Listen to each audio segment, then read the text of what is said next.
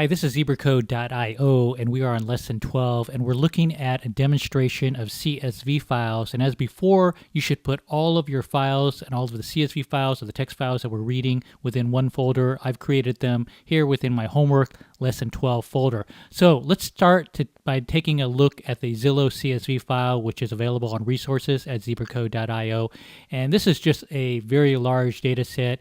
It has hundreds and hundreds and hundreds of cities, different metro areas, counties, states, and then the key thing it shows is rents, and it starts for rents for about for the last 10 years. For each of these different places, it has the average rent. So we can do different types of analysis in regards to real estate and pricing. And let's go ahead and get started. We're going to create a new file. I'm calling it demo.csv.py, and we need to import a CSV file. The first thing I'm going to do is create a variable. I'm calling it capital F.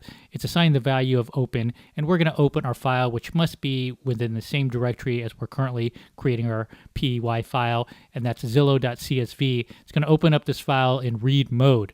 Now, the first thing we need to do is know a couple of methods about the import CSV file that we are importing. There is a method called reader, and that takes the file and just breaks it up. It just opens up this expecting a CSV data and just breaks it, and it stores the whole file in a format that we can read.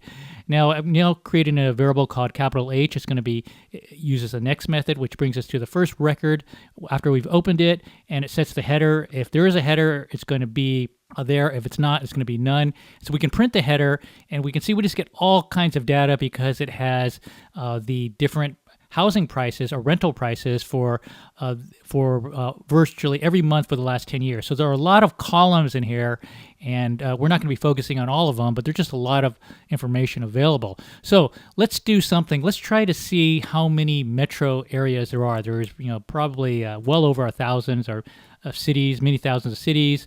But let's take a look at metro regions. Now, metro regions might be like the New York, the greater metro region, or the greater metro region of Sacramento or San Francisco. And so I'm going to create a variable called metro. It's going to be an empty list. And now I can do for X in reader. That's all of the data that I have now after I've opened the file. I can say now if X position 2 not in metro, because I know here that the city is in the first position, the metro is in the second position, the county's in the third position, etc. And so if X position 2 is not in metro, then I'm going to take metro and I'm going to pin X position 2 to it, and then I can get the length of the metros. So these are all the different metro areas we have, and we have 702 metros.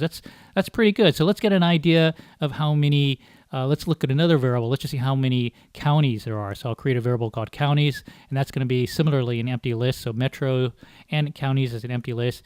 And we really can just copy these couple of lines here, but instead of using X position 2, we'll use X position 3 because the third position has the county. We really need to get familiar with our data and know what each column represents. So in the third position, we have the counties, and if X not in counties, if X position 3 is not in counties, then I'm going to take counties.append X3. And at the very end, I can see how many counties I have within this large Zillow data set in a CSV file. So let's run this code again, and we have 1,227 different counties, and that's probably close to the number of counties in the entire U.S. We can look at the Zillow and see if it's covering U.S. or if it's covering parts of Canada, or really understand what the limits are. But so we have many metropolitan areas and many counties. Let's try to find the highest rent, and we'll look at rents from November of 2010. And so I'm going to create a variable called the highest rent. I'm going to initialize it to 0. And rent is in the 6th position. So if X position 6 here, what we need to do is try to find the highest value. So if X position 6 is not equal to empty string, and that's the first thing I want to do is kind of look at the data, because I may not have rent values for everything in the data set. So if there are 0 or if there's some that are blank, this will give me an error unless I trap for it. So in this case, if they are not 0 or if they're not blank, for example, then I can do some analysis with it. But if it is blank, if there is no rent information available for a certain city, well, then I don't want to try to calculate it because it's going to cause an error in my calculation.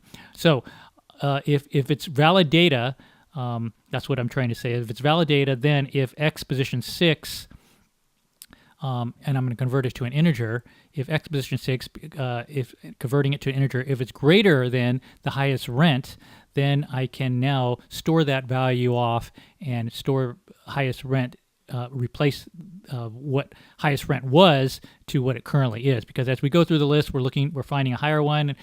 As we continue to go through, we find a little bit higher one. We continue to replace it till we've gone through the entire list, and we now know after we've gone through all of the data, it is the highest one. We have a value called highest rent. So let's put the city. Let's store that as well. City with the highest rent, and that's going to be initialized to an empty string because I want to store the city. And what position is the city in? The city is in the first position. You can always remember that. It's always nice to have a key here of what data is stored in what position. And if I have the highest rent, then I can now take the city with the highest rent. That variable is going to be assigned to x1 for that value of x. So this gives me the rent in position 6 and the name of the city in position 1. And at the very end, I can print out the value, the city with the highest rent, as well as what that rent is for November of 2010. So I'm going to print out city with the highest rent, and I'm going to concatenate that with, that's going to be the name of the city, has the highest rent. Let's just put a string in there, highest rent. And then let's actually show, we can show what the rent is. And we can calculate what the rent is by concatenating the value, that value as well. And we'll need to convert that to a string eventually. But at this point, we'll put highest rent. That stores our value, and let's convert it to a string. So when we run this code, we've gone through this entire XML, our CSV file. It's a very large file. We found all the unique metros, all the unique cities. And the final thing we did was we found that Jupiter Island has the highest rent at 18,787 per month. That's quite high. I had to look this list. I did a find in the list, and I did find Jupiter Island, and it's an exclusive area in Florida, and it does have very high rents. Most of those homes there are for tens and tens of millions of dollars. So that's a good analysis of looking through and answering studying some data that's available through Zillow.csv. This is zebracode.io. This is lesson 12, and we're learning about how to manipulate and process and analyze CSV files.